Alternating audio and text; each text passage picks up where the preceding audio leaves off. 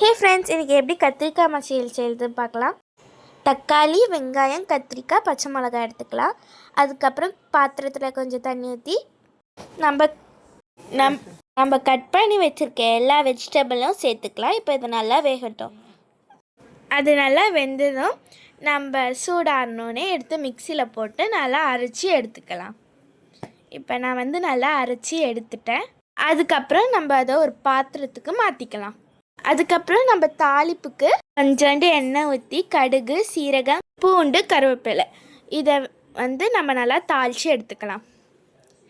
So இப்போ நான் இதை நல்லா தாளித்து எடுத்துக்கிட்டேன். இதை நம்ம செஞ்சு வச்ச குழம்புல ஆட் பண்ணி இதை நீங்கள் சுட சுட இட்லியோ தோசையோ கூட வச்சு நல்லா டேஸ்ட் பண்ணி சாப்பிட்டு எப்படி இருக்குன்னு சொல்லுங்கள்.